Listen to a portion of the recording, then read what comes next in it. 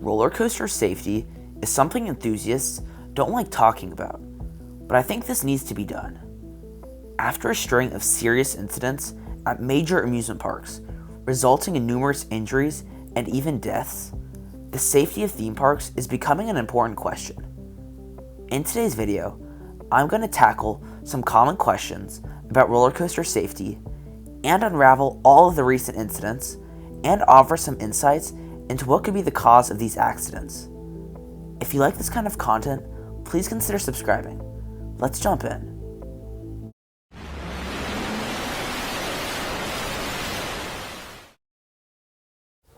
The first of these incidents that brought extremely widespread attention was the crack on the support column of Fury 325 at Carowinds.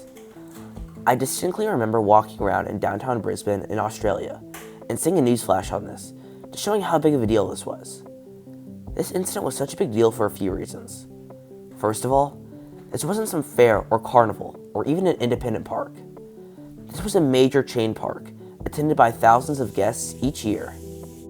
The size of the park and Cedar Fair means the maintenance team should be top-notch and have access to any expertise or materials needed.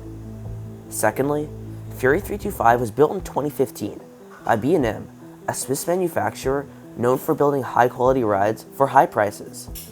So a new ride from a reputable manufacturer at a major park. This was a pretty big deal. Everyone seems to think that these sort of incidents are limited to kind of hokey-pokey carnivals or fairs or even sketchy permanent parks. I'm thinking something like Fun Spot, but not somewhere like Carowinds. While it may seem minor, as nothing actually happened, no injuries or deaths as a result, and as soon as a crack was detected, the ride ceased operation. But this was noticed by a guest, not a maintenance team, which makes you wonder what would have happened had this not been noticed. Another serious incident happened over the summer, this one resulting in injury and death.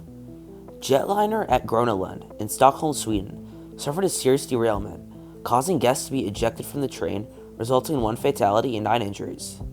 This ride was old and built by Schwarzkopf, who doesn't even exist anymore, so this can't be put in the same tier as the incident at Fury, but nonetheless, this is a well-known permanent park. The last incident I want to talk about happened at Oktoberfest in September in Germany, where 2 trains collided at moderate speeds on the world's largest portable indoor roller coaster.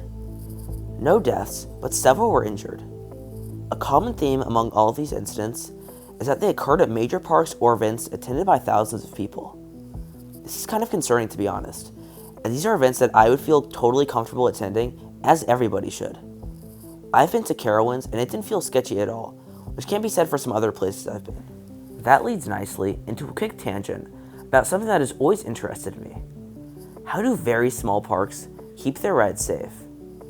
I'm not talking about like a Wild Mouse or something like that. I mean a ride like Monster at Walligator Park in rural France.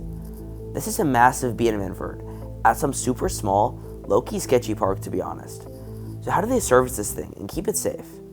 I rode it once because I actually felt unsafe. As I know, there haven't been any incidents on this thing.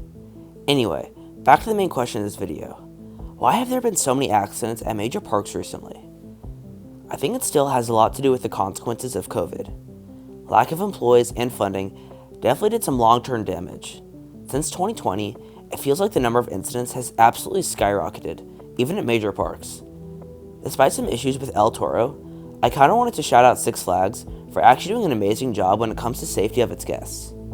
As I know, there have been no injuries or deaths at any Six Flags parks recently at all, which cannot be said for Cedar Fair. Despite their nickname as the budget chain, it seems like they don't sacrifice on safety, which I think is awesome, and I always feel very comfortable at my home park, Magic Mountain. So the parks still need to get things together since COVID, and at this point, nearly 3 years after the onset of the pandemic, it should no longer be an excuse for a lack of employees or maintenance.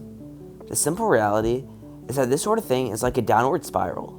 The lack of employees means more closed rides, meaning less satisfied guests, meaning less customers, meaning less profit, meaning less employees, and so on. The cycle needs to be stopped, and I think biting the bullet and hiring more people to keep the rides open is the best way to do that. Anyway, that's all for this video. Let me know what you guys think in the comments, and as always, thank you so much for watching, and please consider liking and subscribing. I'll see you guys in the next video.